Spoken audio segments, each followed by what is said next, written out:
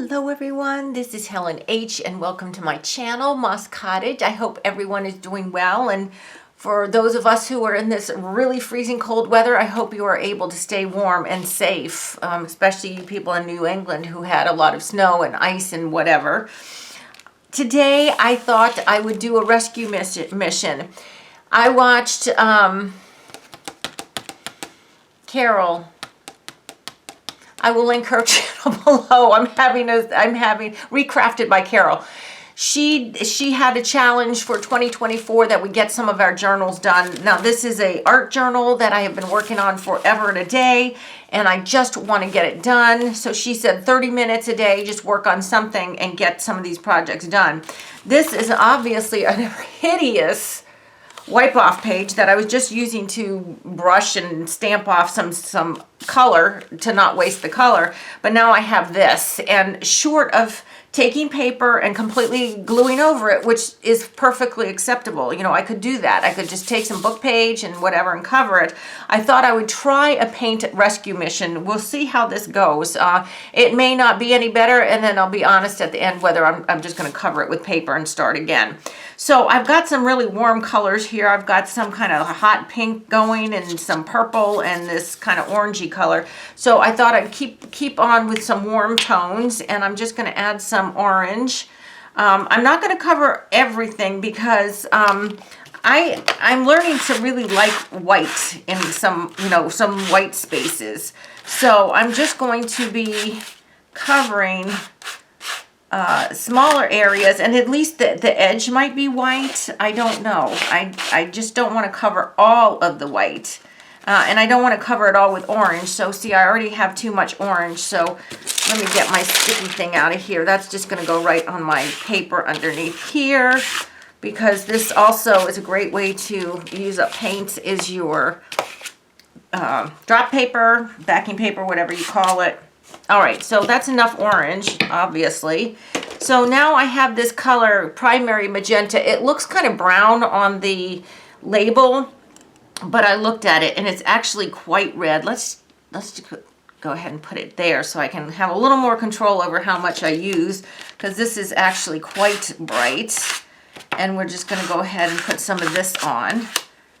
So, you know, if you do jelly printing, if you've ever done jelly printing before, I guarantee you've made some hideous jelly prints that you're just like, oh, I'm just going to bin this, right? There's just no salvation for it.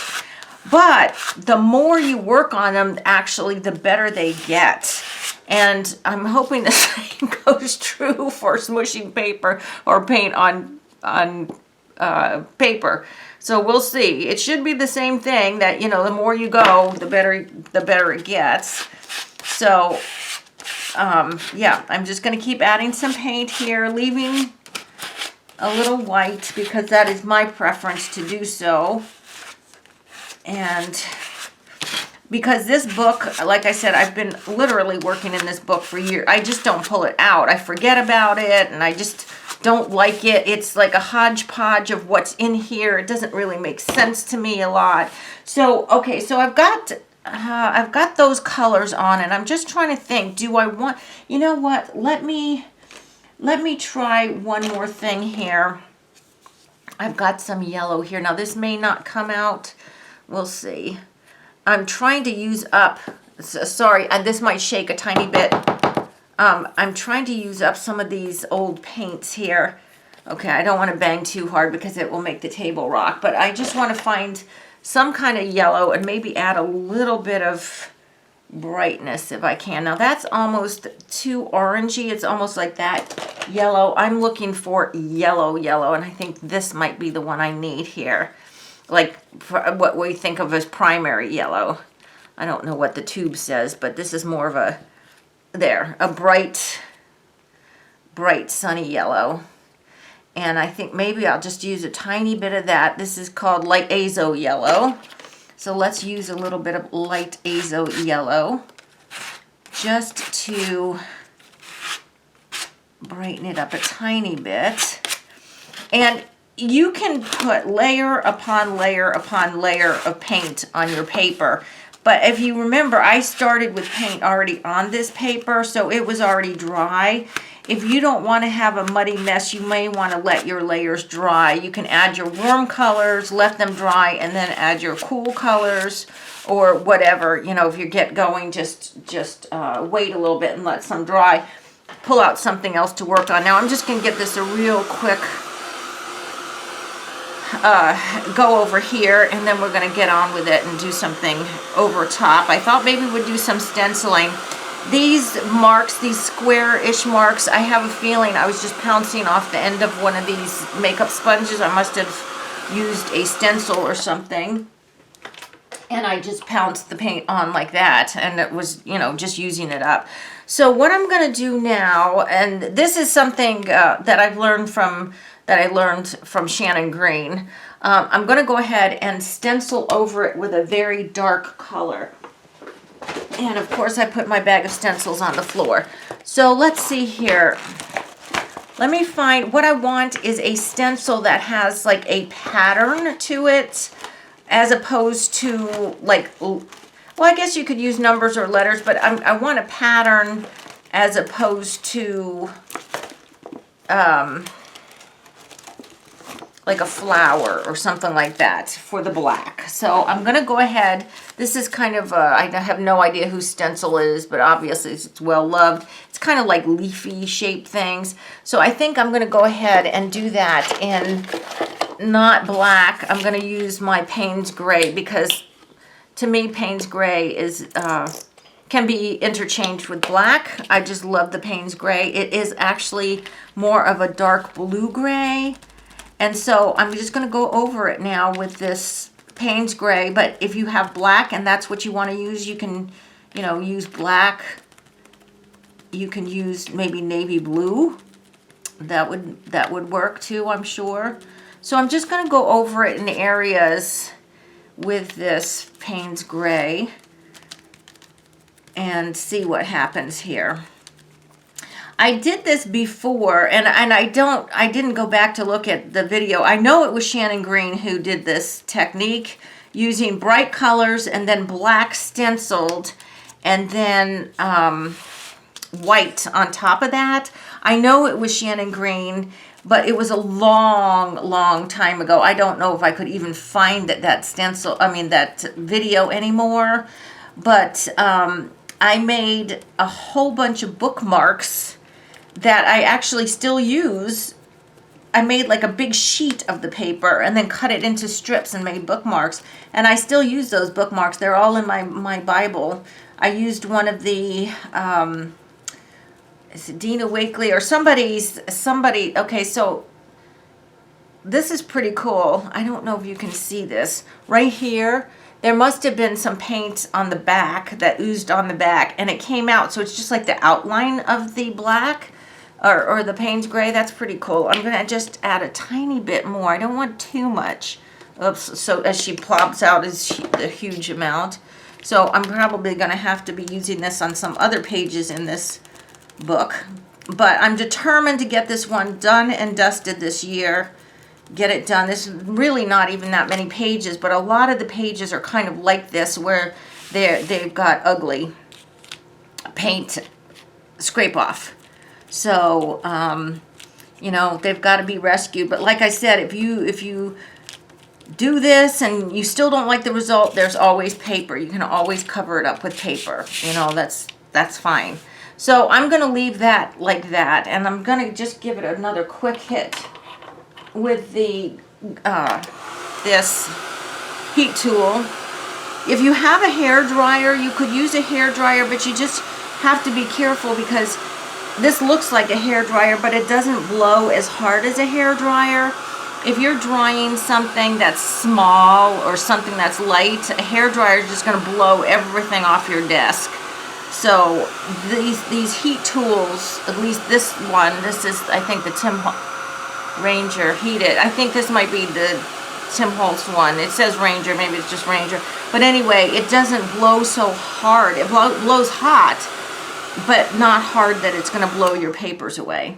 Okay, so there we've got that, and it doesn't look hardly any better than it did when we started. So now what we're going to do is we're going to add some white. And I was thinking at first that I might use some flowers, make some flowers in white. But now I'm kind of thinking, no, I think I'm going to go with another pattern instead. So I've got my stencil folder here. Thank you, Gretchen. She sent me this folder and told me that that's how she stores her stencils. And let me tell you, it's wonderful. It truly is wonderful. Ooh, I like this. This is kind of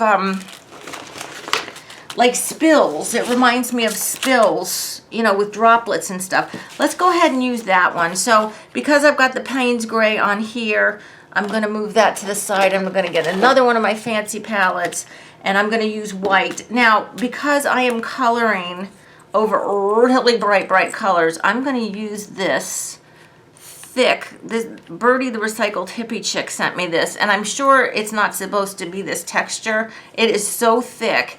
It is a good paint. Flow Formula acrylic. I don't know, but I think this is too thick, like for painting a picture, but it's great for covering things like color. So I'm going to go ahead now and do some stenciling in the white. And yes, parts of the white are going to be over the black that I just did. That's why you want to make sure it's dried, because otherwise, you know, you're just going to end up with gray. You're not going to have distinct black and distinct white, which is really what I want. So I'm just going to cover a lot of it with the white, because I'm hoping that this will make it better. Let's put it this way, it couldn't make it worse. And that's sometimes what happens when you use these books to just brayer off paint and you're not paying attention to colors or, you know, anything like that. You end up with kind of whatever, right? Okay, let's see how that goes. So I like that. I mean, that really is a lot better, adding the white on top. As a matter of fact, that could really use more white, I think. Let's do a little bit more, and then we'll move over to the other page. So let's go ahead and just do a little bit more. It seems like I'm pouncing and getting all this white, but I realize this particular stencil, there's more not cut than cut. So most of my paint's going on the stencil itself. But look how cool that looks now. And remember how ugly it was when it started? This is, okay, so this is putting me in a good mood here. This is making me feel a lot better, because like I said, I have several, and I'm sorry if this is pouncing. This is a pretty sturdy desk I'm on, but it might be jiggling, you all, and I'm sorry if it is. Because this book is filled with ugly pages like what I started with, and if I can do this and help salvage some of them, that would be great. Okay. Okay, so we're just going to get a little bit more.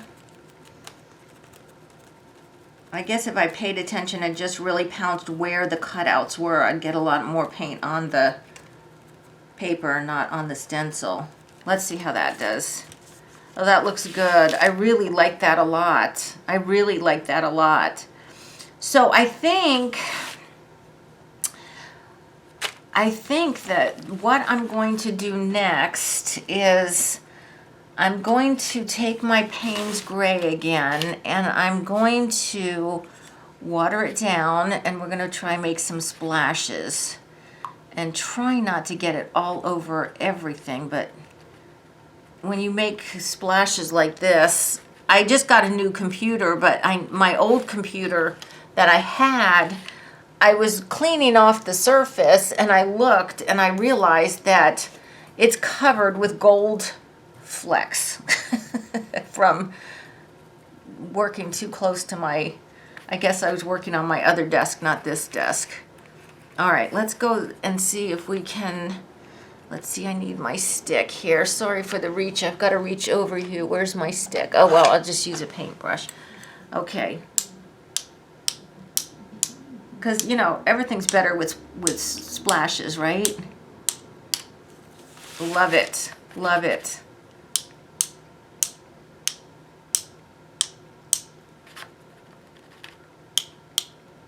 Okay, that looks good. Let's get some on the white so we can really see the splashes.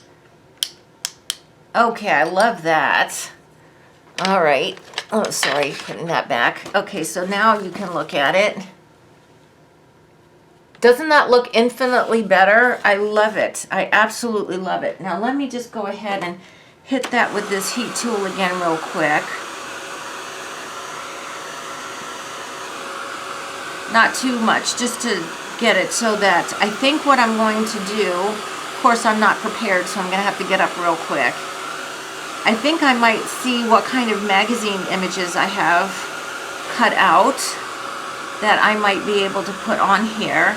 And I don't actually hate this background, so I don't think whatever I stick on, I want to cover the whole thing. I think I might just want to actually put like 2 smaller focal points on here. So hang on one second.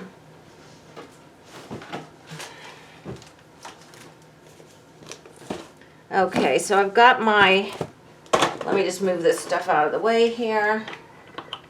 Sorry, I know, very unprofessional, but my desk is so small I can't have everything on my desk.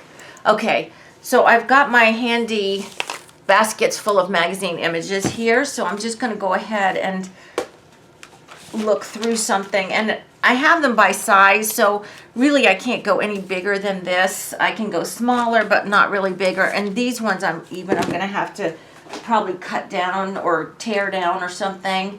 So let me look at one that's a little bit smaller.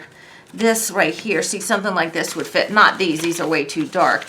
This folder here, or this little bin here, is like art, pieces of artwork. So, you know, you've got something like that. Now that's awfully busy. That kind of blends right in. You want something that's going to show up. So I have to just kind of look through here and see what might show up. That's actually not so bad. It does kind of blend in, but not too. See, I really like that too. I like both of those, and I have an idea then if they're blending in so much. Ooh, but I really like this one too. Maybe get rid of that dark one. This one here and this one here, they're kind of blending in, but we can fix that. We can certainly fix that. So these are just all cut from art magazines or any magazines. This is actually a rug that I cut out of a home decor magazine. I mean, I wouldn't use it on this, but you know, this little bin here is mostly like textures and stuff like that. That's a little bit too dark. So I think what I'm going to do, and see, I even have pieces like this, which are pieces from a Stampington magazine, somebody else's work, but you know, I really like it, so I decided to save it. So let's see here. I think there's one more. What is in this one? Is this people? This one's people. I don't want people on here. Let's see. This one is, oh wait, that's a bird. I don't know where he came from. Animals, I guess. This is cutouts. This is like things that I have cut the shapes out. Now, you know what? I think I'm going to go with those. I'm not going to overthink this because this is just trying to finish this up. But because these are kind of getting lost on this page because the page is so busy, I think what I'm going to do is actually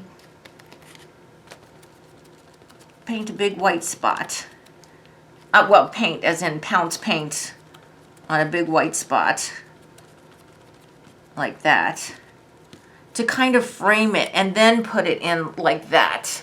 And I like that. That white kind of breaks up that busyness behind it. Not totally, because you can see through the white. It's not a full-on white. But I think that looks really cool. So I think I'm going to do that, and then I'll do this one maybe down here. And do the same thing, kind of just make a white frame for it. And yes, it is Miss Holly's dinner time, but she's not going to start. Well, it's not quite, but she thinks it is. Okay, a little bit more. This one's a little bit deeper than the other one, like that.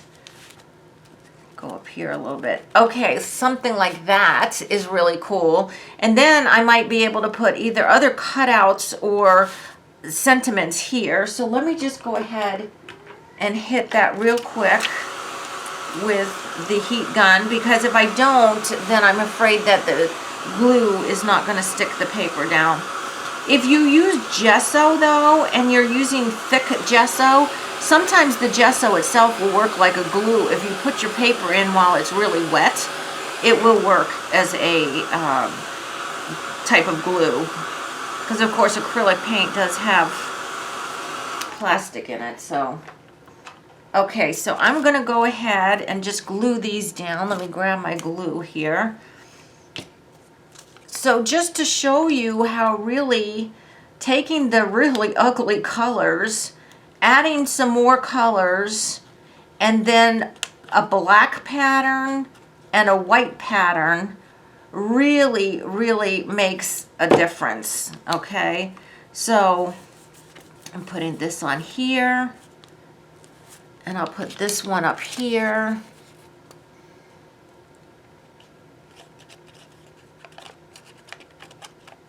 And then like that. I have no idea which direction this artwork was supposed to go, but that's the way it's going in here. And then let's see here, how much time do I have? The only other thing that I can think to do right now, because I don't want to make this video too long, you guys, is I'm just going to dip my pencil in my Stabilo All and just kind of scribble around it. Like this. Just really sketchy. I mean really sketchy. Like this.